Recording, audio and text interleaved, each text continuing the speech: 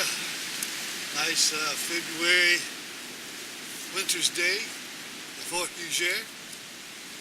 I'm trying to read a little Jesse Stuart short story. See how well I do here. This is reading it cold. Called Old Op and the Devil. Let's stop here for a few minutes, Alf. Op took the Maddox from his shoulder and held it on the ground beside him. Something happened to me once that I'll never forget. What was that, Op? Alf was breathing heavily after climbing the steep slope from Sulphur Hollow to Laurel Ridge. They had added to the bulging sack of some yellow root for belly aching and sore mouth. Life everlasting. Good for the asthma. Boom set, toe itch, and calamus. Right here is where I climbed on the devil's back and rode him home, Op said. Oh, good Lord! Alf stared at Op standing there with the coffee sack filled with herbs over his shoulder and a Maddox in his hand. He looks like something of a prehistoric man, Alf thought. I don't care whether you believe me or not, Op told him. I know I'm telling you the truth. I climbed on the devil's back right here one night, and he took me home. I tell you just how it happened. It was in October, and I'd come out here opossum hunting with old Jerry the night before, Op explained. It might have been 2 nights before. Anyway, I'd fetched along a quart of cinnamon brandy. It was a dark night when possums love to stir. There wasn't a wind to shake the dead leaves on the trees and scare them. The air was hot like. It felt like rain. Jerry had treed one possum up a bull cinnamon tree. So I took an extra snort of brandy and scaled up that tree after. Throwed him down. Jerry sullied him. Out Laurel about another 100 yards, old Jerry treed one of the biggest possums I ever saw up a little pawpaw bush. All I had to do was shake him from the bush. And I put him in the sack. It felt pretty good after getting that possum. Then I took a real big snort of brandy. The next thing, I woke up right about here where I was standing, and I was flat on my back and my eye sockets were filled with water.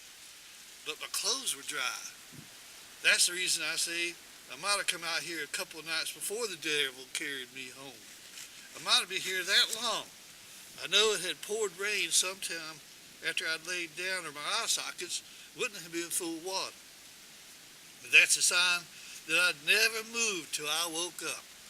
The wind on this ridge had dried my clothes after the rain.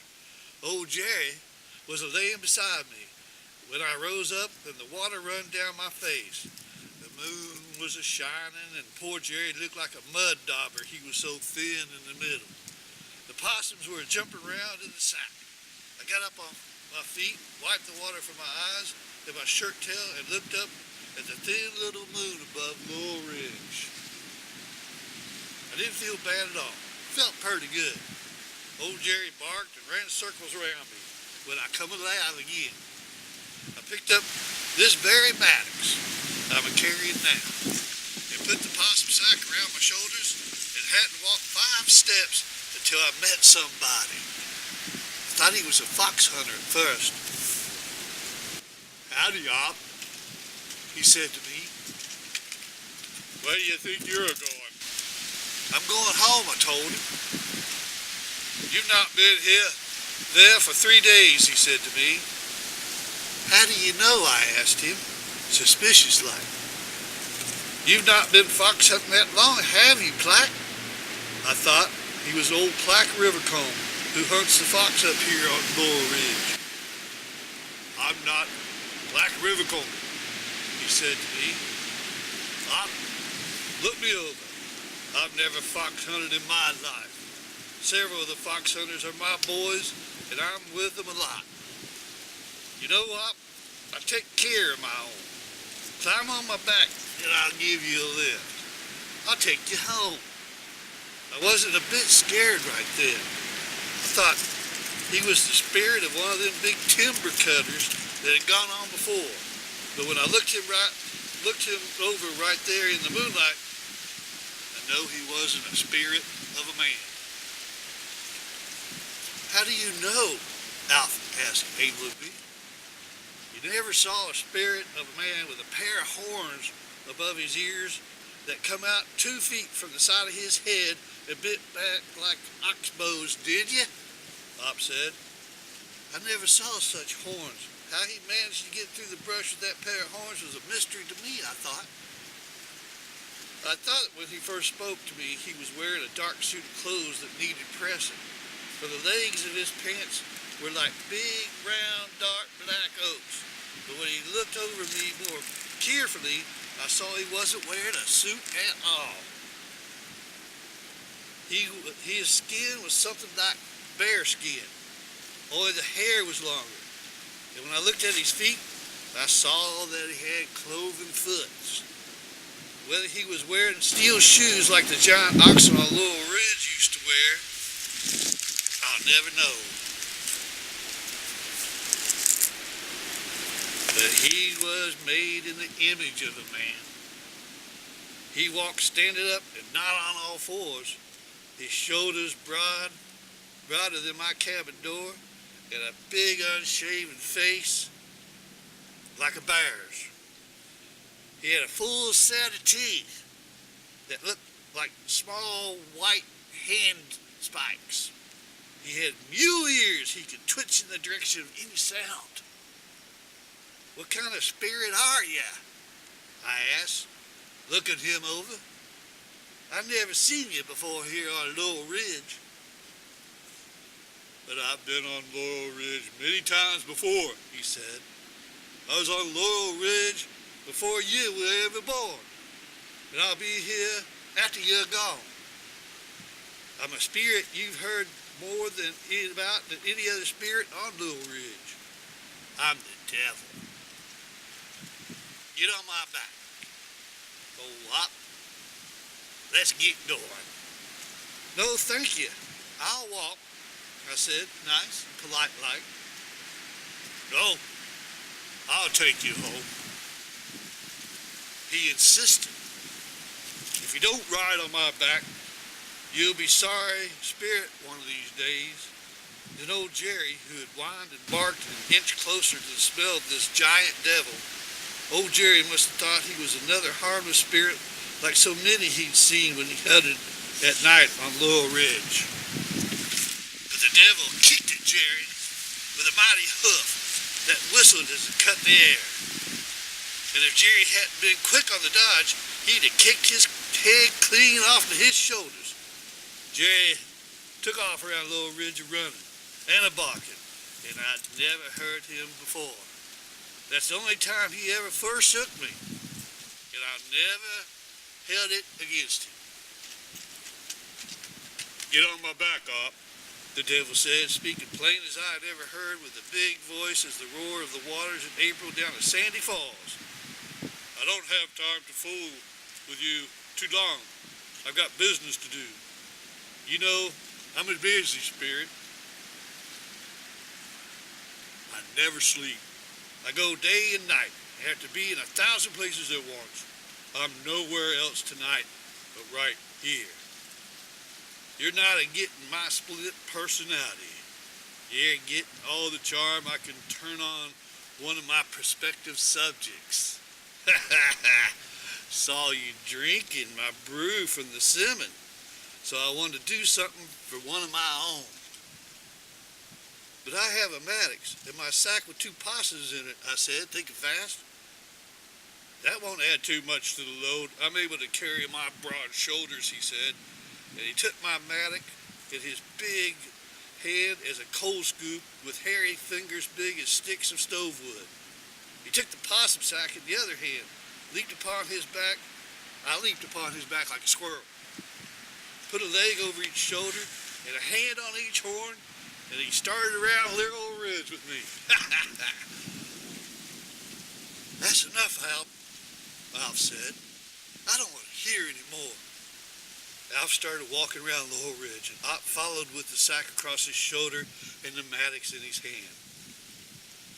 No matter what you want to hear, I'm going to finish. It happened right where we are walking now. This is the way we come. You carry these folk tales too far, Alf said, walking faster. I've heard enough. It does something to me. What do you think it might do to me that night? Pop said. Don't you think I was nervous? But I thought I'd better ride. I didn't want to take any chances. When a man's old body is planted back on this earth and his secret leaves the old clay temple and journeys onto the next world, he never knows where he's going to land. I had to play along with him, don't you see, Alf? I expect so, Alf murmured. Now right here, along with where the devil started trotting with me, I pointed to the path. He jogged up and down, so I thought he was trying to throw me off. But I locked my legs around his bull neck and gripped his big horns for dear life when the fire streaked like lightning from his feet.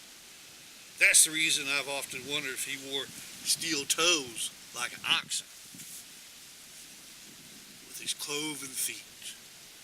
And while I held onto his horns, he trotted. There was a great rumbling along the leaves still hanging on the tough-budded white oaks. I thought all the leaves were falling from the trees. Then suddenly, the devil changed his pace. He started a racket like one of those horses I've seen young men and women ride around this ridge when I was a boy. How do you like your ride? Said the devil to me. I love the racking, I said. When I said this, he changed to a slow pace. And dark clouds started rolling over Laurel Ridge and hiding the moon and the stars. It suddenly got dark as charcoal, and all of Laurel Ridge began to tremble. I could feel it on the devil's back.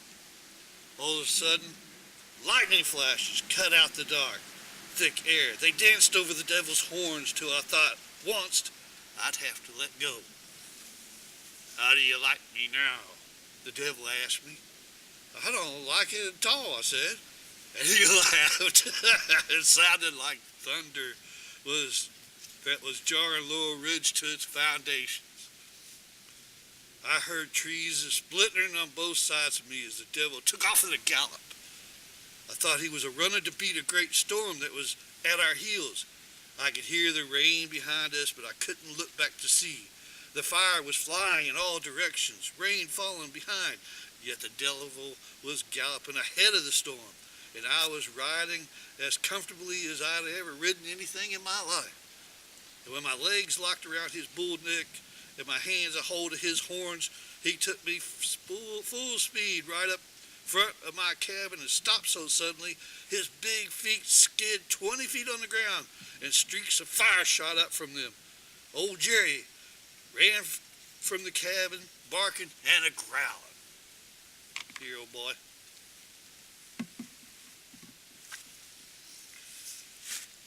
Get away from me, you old mongrel, the devil shouted as he kicked at him again. Don't try to bite me, I'll kick your head clean from your shoulders. If you kick that dog, I'll dehorn you, I said. Ow.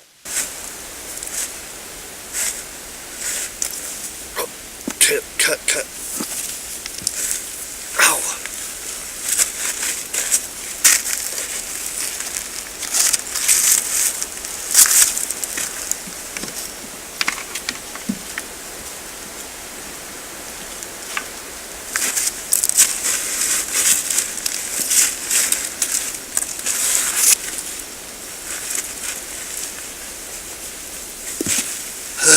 Nails.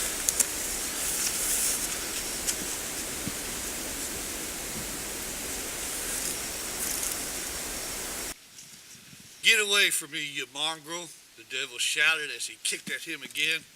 Don't try to bite me. I'll kick your head clean from your shoulders.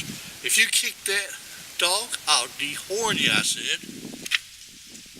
I would have done it, too. I had my own knife in my pocket. I'd really worked on one of his horns. Wonderful, Op, the devil said. That's the way I like to hear you talk, especially to anyone who has done you a favor. Alas, be grateful that you'll be my favorite spirit someday. I'll call you home. I've got a great need for you. Get down off of my back, friend. Well, right there, I climbed down off of his back, right into my own front yard. And the devil gave me my Maddox and my sack of possum. He smiled, showing his full set of big white teeth. He looked down at me right kindly for a minute. I thought he was going to pat my head. Good thing he didn't. He'd have probably crushed it. I didn't thank the devil for my ride. To hell with him, I thought. That's a friendship that will do me no good. When I got my gate open, I looked back to see if he was still standing there, grinning his big horsey winny grin. But the devil had gone, and with him had gone the thunder, the lightning, the splintering of the trees, and the great roar of the storm among the white oak leaves. The sky was clear again, and the moon and the stars were shining. That was some ride, Alf said, looking Op in the eye. Don't guess you were able to do much sleeping after that. I turned the hungry possum loose, went into the cabin, shoved my rags down to my shirt tail and my underwear, Op said. I went to bed and slept like a log. Got up next morning and thought so much about my ride on the devil's back that after breakfast I walked back out to Laurel Ridge.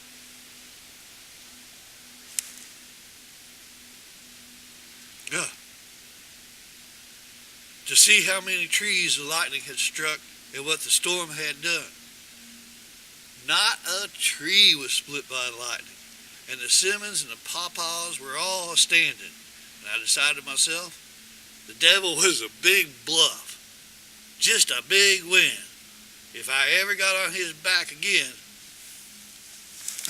I would sure dehorn him. Jesse Stuart. Short stories. That was fun. About ready? Good day.